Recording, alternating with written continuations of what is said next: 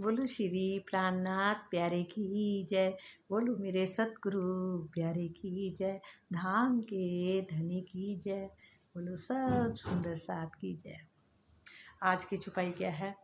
श्री प्रकरण श्री श्रृंगार जी का प्रकरण है 18 और चुपाई है 707। ठीक। प्रणाम सुंदर साथ जी। यही काम आशिकिन के फिर फिर करे वर्णन, विध विध सुख स्वरूप के सुख लेवे श्रृंगार भिन भिन, सुख लेवे श्रृंगार भिन भिन। प्रणाम सुंदर साथ जी। अर्थ श्री महामती जी बंगला दरबार में मोमिनों को बता रहे हैं कि आशिक रूहों का यही काम है। क्या है? यही काम आशिकिन का, कि आशिक रूहों का यही काम है कि क्या बोला, फिर करे वर्णन, कि यही काम है कि वह बार बार श्रृंगार को देखे, मतलब श्रृंगार का वर्णन करे, बार बार देखे और वर्णन करे। विध विध सुख स्वरूप के सुख लेवे श्रृंगार भिन्न भिन्न।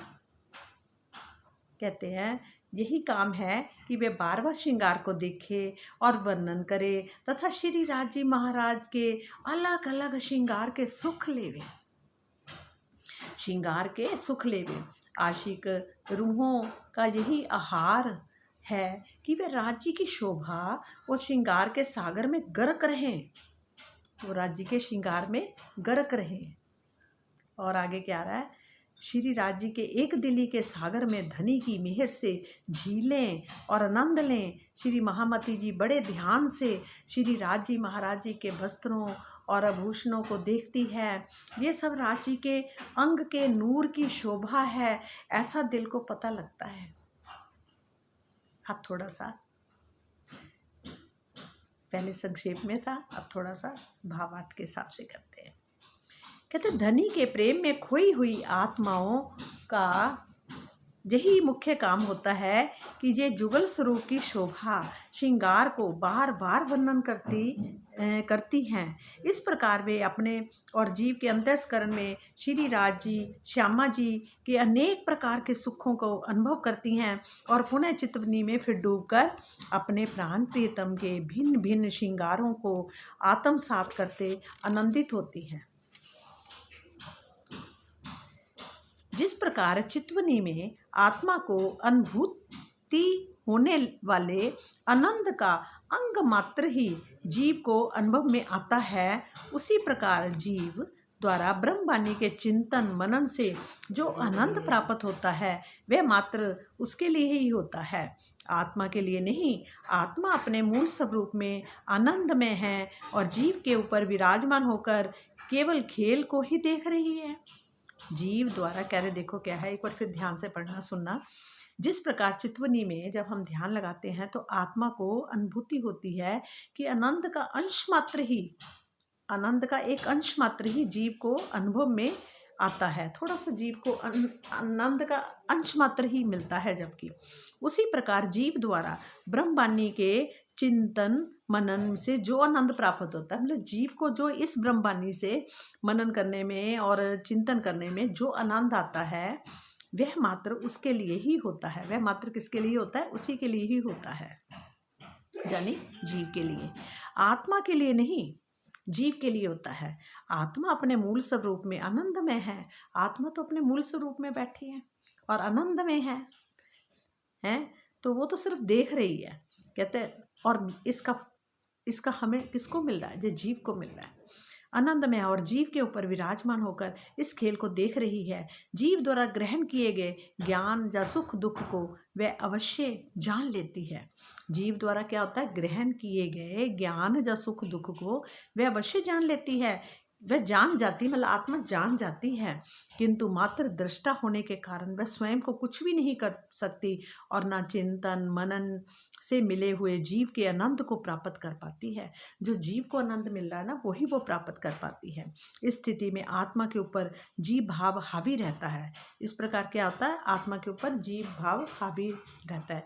क्योंकि जीव होता है ना, जब हम बैठने लगे तो दूसरे काम याद आ जाते हैं उस टाइम, उसको पहले ये कर ले, पहले वो कर ले, ये काम छूट जाता है। तो उसको भी, आत्मा को उतना ही सुख मिलेगा ना। अगर ये आत्मा दूसरी चीज़ों में लगी रहेगी, ये जीव दूसरी चीज़ों में लगा रहेगा, तो आत्मा को वो सुख नहीं मिलेगा। फिर कहते हैं, मैंने ये भी सुना कि आत्मा भी वहाँ से चली जाती कई बार। अगर जीव नहीं काम कर, जीव इधर नहीं लगता, नहीं मुड़ता, तो फिर क्या होता, आत्मा वहाँ से चली जाती। फिर जीव को कोई, जीव का तो निरर्थक जीवन हो जाएगा। तो जहाँ आत्मा उठ गई, आत्मा के साथ ही उसको असली पहली बिश्त मिलेगी। आत्मा है तो हमें जीव को कोशिश करनी पड़ेगी, रात दिन मेहनत करनी पड़ेगी, ताकि परम धाम के सुखों को उसको मिले और इसको अनुभव करे, और उसको इसी से ही उसको सबसे पहली भिष्ट मिलेगी। जितनी जीव इस तरफ मुड़ेगा, अगर जीव ने के अंदर कमी होगी तो जीवपन ही फिर वो दूसरी विश्तों में चला जाएगा। ये हमें सोचना है। इससे हम जितनी मेहनत करेंगे, जितना हमें ईमान पक्का करेंगे, तो हमारे करने वाले राज्य पर ये है कि जीव को मेहनत तो करनी पड़ेगी, जीव को बैठना तो पड़ेगा ही पड़ेगा, और विश्वास भी करना पड़ेगा, अपना ईमान भी पक्का करने पड़ेगा। वो परम धाम की चिंतन करके, परम धाम की चितवनी करके, परम धाम की चर्चनी करके उनमें डूबना है, वाणी से द्वारा उस परम धाम के अंदर डूबना है। कहते हैं ना, जैसा आखिर में सोचता आदमी, कहते हैं ना, उसको वैसे ही गति होती है। तो वही हिसाब है, अगर जीव इतना उसमें परम धाम की हर चीज़ में वाणी से जुड़ा रहेगा, डूबा रहेगा, परम धाम की कोशिश करता रहेगा, तो उसका फिर फल भी मिलेगा वही। क्योंकि उसके बाद जो रूहें हैं, पर आत्म हैं, उनके जो प्रतिबिंब ही होंगे, उन्होंने ही वहाँ लीला होनी है। जो वहाँ देखो, अक्षर ब्रह्म को भी सुख वहाँ का जो नहीं मिला, वो उनके अपने ही जोग माया के अंदर उनको उस प्रति, जो वहाँ जो आत्माएं वहाँ, मतलब कि जो पर आत्म वहाँ लीला करेंगे, वो पर आत्म उनकी भी वही लीला वहाँ भी चलेगी, सेम टू सेम। ये मेरा विश्वास, मुझे लग रहा है कि वैसी ही लीला वहाँ होएगी, और उसका सुख सबको मिलेगा। फिर जितने भी हैं पूरे बिश्ते होंगी, सबको सुख मिलेगा, और अक्षर ब्रह्म को भी सुख मिलेगा। जो उस परम धाम में रहते हुए उसको वो सुख कभी दिखाई नहीं दिया था, वहाँ पर वो सुख सारे उसको जोग माया के अंदर ही उनके प्रतिबिंबों से मिलेगी। क्योंकि जो लीला वहाँ होगी, वही वहाँ भी लीला वही सेम टू सेम होगी। तो उसका सुख सबको मिलेगा, सारी बिश्तों को मिलेगा। और कहते हैं, किंतु जीव द्वारा ग्रहण किए गए ज्ञान सुख दुख को वह अवश्य जान जाती है, किंतु मात्र दृष्टा होने के कारण वह स्वयं कुछ भी नहीं कर सकती है, और चिंतन मनन से मिले हुए जीव को आनंद का प्राप्त कर पाती है। इस स्थिति में आत्मा के ऊपर जीव भाव हावी रहता है, जीव भाव जो होता है हावी रहता है। अक्षरातीत की मेहर से चित्तवनी की गहन स्थिति में जब आत्मा जीव भाव से परे हो जाती है, तो वह अपने को परात्म के श्रृंगार में पाती है और अपने प्रीतम से एक रूप हो जाती है, किंतु मात्र ज्ञान की अवस्था में उसे ये उपस्थित नहीं हो पाती। आगे कह रहा है, यही आहार आस्किन का, यही शोभा श्रृंगार। जैसे आता ना, ये स्थिति वैसे ही होती है जैसे सामने स्थित हिमालय को भी आँखों के सामने पर्दा होने के कारण नहीं देखा जा सकता, उसी प्रकार जो स्पष्ट है कि जुगल स्वरूप की शोभा श्रृंगार के पठन या श्रवण से जीव और उसके अंतःस्करण को आनंद मिलता है। कहते हैं, ये स्थिति वैसे ही होती है जैसे कि सामने स्थित हिमालय को भी आँखों के सामने पर्दा होने के कारण नहीं देखा जा सकता। अगर आँखों के आगे हमारे कोई पर्दा है, तो हमें, मतलब कि ये आँख का भी पर्दा, मान लो आँख बंद भी है, उसका पर्दा आगे आ गया, तो हमें हिमालय भी नहीं दिखाई देगा। तो इस प्रकार ये स्पष्ट है कि जुगल स्वरूप की शोभा श्रृंगार के पठन या श्रवण से जीव और उसके अंतःस्करण को आनंद मिलता है। मतलब कि किसको मिलता है? इस प्रकार स्पष्ट है कि जुगल स्वरूप की शोभा श्रृंगार के पठन या श्रवण से जीव और उसके अंतःस्करण को आनंद मिलता है, तथा चित्वनी के आत्मा को प्रत्यक्ष आनंद मिलता है। और चित्वनी करने से क्या होता है? आत्मा को प्रत्यक्ष आनंद मिलता है, और जीव को भी अंश मात्र, उसका थोड़ा सा जीव को भी आनंद आता है। कहते प्रीतम की शोभा श्रृंगार का दीदार दर्शन ही ब्रह्म सृष्टियों का आहार है। प्रीतम की शोभा श्रृंगार का दीदार दर्शन ही जो है वो ब्रह्म सृष्टियों का क्या है, आहार है। खाना पीना सब आहार है। सोना इसे प्राप्त करके वे अपने धाम धनी की अपार मेहर एवं बाह्यदत्त के सागर में क्रीड़ा स्नान करती है। इस ये जुगल स्वरूप की छवि आत्मा के धाम हृदय में बस जाती है तो उसे अपने परात्म स्वरूप का ही साक्षात्कार हो जाता है। ऐसी स्थिति में वह वहदत्त के स्वरूपों को प्रत्यक्ष देखती है और प्रेममयी चितवनी के गहराइयों में डूबने पर वह विज्ञानमयी मार्फित अवस्था को प्राप्त कर लेती है, जिसमें वह आठों सागरों के रसपान के साथ साथ परम सत्य मार्फित के गुह्य रहस्यों को भी जान जाती है। यही वाहिदत एवं मेहर के सागर में क्रीड़ा करना है। श्री महामती जी कहते हैं कि हे साथ जी, अब मेरी आत्मा अपने प्राण वल्लभ के वस्त्रों भूषणों सभी अंगों प्रत्यंगों की शोभा को विवेक पूर्वक देख रही है, ताकि मेरी आत्मा और उसका अंतःस्करण दोनों ही धनी के रूप में धनी के नूर से ही प्रकाशमान हो जाए। विवेक पूर्वक देखने का तात्पर्य यह है कि पंच भौतिक शरीर, अंतःस्करण और जीव और संसार के मोह से अलग होकर प्रेम की निर्विकारी में दृष्टि से देखना।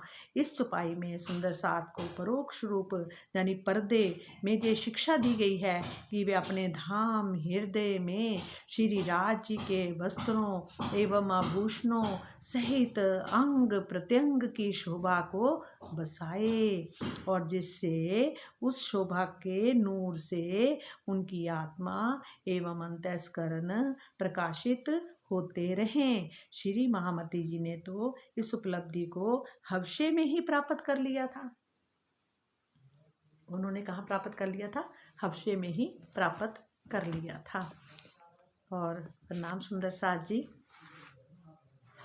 एक आता है, कहते एक कीर्तन की छुपाई है, 118 प्रकरण है और 6 छुपाई है, ये भी साथ में हम करते हैं। जब लग भूली बतन तब लग नहीं दोष, जब जागी हकील में तब भूली सिर्फ अफसोस। कहते कि प्रणाम जी प्यारे सुंदर साथ जी, श्री महामती जी कहते हैं कि तारतम ज्ञान ना मिलने के कारण, जब तक तारतम ज्ञान नहीं मिला था के कारण, जब तक ब्रह्म सृष्टि परम धाम को भूली रहती है, उतने समय तक यदि कोई अपराध हो जाता है तो कोई दोष नहीं होता है। किंतु अगर तारतम ज्ञान से यानी ज्ञान दृष्टि से जागृत होकर यदि वह कोई अपराध भी करती है तो ये निश्चित है कि उसके सिर पर प्रायश्चित का दंड होगा ही होगा। सुंदर साथ जी, आज हमारे पास अखंड ज्ञान का खजाना आ गया है। हमारे पास क्या है? अखंड ज्ञान का खजाना आ गया है, यानी ब्रह्मवाणी हमारे पास है। अगर हमारे सामने धनी होते हुए अगर हम धनी को ना निहारें, मतलब हमारे सामने धनी होते हुए भी हम उनको ना निहारें और धनी के दिल से बहते हुए इश्क सागर में गोते ना लगाएं, तो हमारे जैसा कोई भी अभागी नहीं है। मतलब हमारे सामने होते हुए भी हम उनके दर्शन ना करें, जहाँ हम मतलब कि इश्क के सागर में गोते ना लगाएं, तो हमारे जैसा कोई भी भागी नहीं है और सबसे भागी हम ही होंगे। हमारे पास अनमोल धन है, हम कौड़ी के पीछे अपना समय गंवा रहे हैं, जानी धनी हमारे साथ और हम माया के भारी बनाए फिरते हैं, माया को ही भारी बनाए फिरते हैं। अगर ऐसे ही करते रहे तो हम जिस मकसद के लिए खेल में आए थे वह मकसद पूरा नहीं होगा और यदि हमारे पास अफसोस करने के अलावा कोई चारा भी नहीं होगा। अब भी वक्त है, धनी ने हमारे लिए खेल को और लंबा कर दिया है और पराई को छोड़कर अपना है उसे पकड़ना है। मतलब पराई को छोड़कर जो चीज़ अपनी है, हमारे धनी है, हमारे प्रीतम अपने हैं, हमें अब उनको पकड़ना है। हमें और इधर उधर अब मुड़ने की कोशिश नहीं करनी है। नहीं तो फिर अगर नहीं मुड़ते हैं तो हमारे धनी फिर कुछ ना कुछ ऐसी बाधाएं आती हैं जिनसे फिर उनसे दुखी होकर फिर हम मुड़ते हैं। इससे अच्छा है कि वो परेशानियां, वो दुख, वो क्लेश वो ना आए, हम उनके साथ ही जुड़े रहें, हर पल उनको अपना समझते रहें, हर पल उनको अपने साथ समझते रहें। और वो है समझना तो की बात जहाँ के साथ की है, वो तो हर पल हमारे साथ है। उन्होंने हमारा हाथ भी पकड़ा हुआ है, उनका हाथ हमारे सिर के ऊपर भी है। वो हर पल अपनी नूरमयी नज़रों से हमें निहारते रहते हैं, हमें सुनते हैं, हमें सुनाते भी हैं। वो हर पल है, हर पल है, पर हम हर पल बाहर की चीज़ों में फंसे रहते हैं। एक तो ये खाना भोजन कहते हैं ना, देखो एक खाना ही है, गेहूँ ही है, देखो कहाँ कहाँ से निकल के आता है। कहीं किसान बीज बोता है और उस समय उसके मन कैसा चल रहा होता है, फिर उसके बाद जैसे कटिंग होती करते हैं, पानी डालते हैं, जो जो मनों के सबके विचार होते हैं। जो मजदूर लोग भी काम करते हैं, वो भी अपने पेट की खातिर, उनको पैसा चाहिए होता है, वो मेहनत करते हैं। किन किन विचारों से होकर वो अन्न हमारे तक पहुंचता है। कोई उसको धोता है, कोई उसको पीसता है, कोई लेके आता है, कोई बेचता है, और कहाँ से हम लेके आते हैं। मतलब कि कर करा के कितने मनों के विचार उसके अंदर जाते हैं। तो अब अगर हम उस चीज़ को, उस अन्न को, उस जो भी हम खा रहे हैं, पहन रहे हैं, ले रहे हैं, जो भी हमारे पास सुख सुविधाएं हैं, अगर हम धनी को ही अंदर से सोच के करते जाएं कि आप खा रहे हो, आप ही हो, आपकी दृष्टि पड़ रही है, आपकी नूरमयी दृष्टि पड़ रही है, तो वो चीज़ भी हमारे लिए एक अमृत का काम करेगी। वो विचार भी हमारे अच्छे होंगे तो हमारे लिए अमृत बन जाएंगे। वो हम उसका मतलब हम अमृत पी रहे हैं।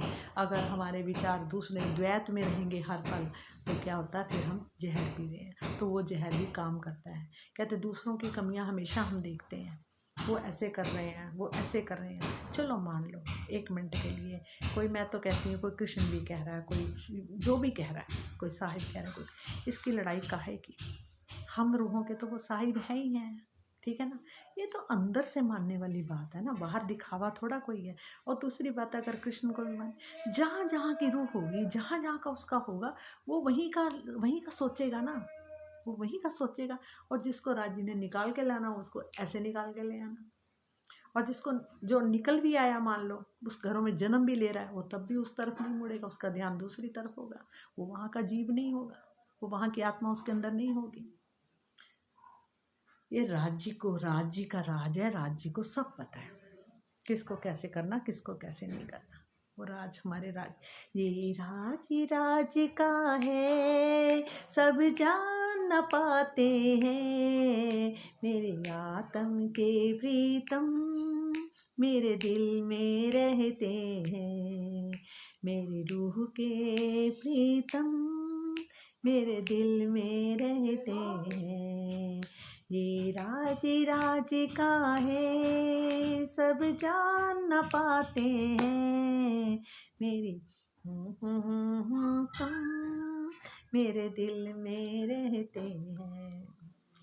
ये मेरे प्रीतम हर पल कहते, अपने आप को क्या मानो, मैं लाडली शाम दी, मैं खौफ किसे दा ना खावा। जब शाम बैठा तो खौफ फिर किसका, शाम अपने आप देखेगा ना। मैं लाडली शाम दी, शाम तेरे धाम दी, मैं खौफ किसी दे ना खावा, परवाह ना करा किसी दी, मैं शाम दे होके डंके बजावा। दुनिया का मानो हाँ जी हाँ जी हाँ जी हाँ जी करते जिंदगी बिताओ, और मस्ती में रहो, और करो अपनी अंदर की। बोलो श्री प्राणनाथ प्यारे की जय, बोलो मेरे सतगुरु प्यारे की जय।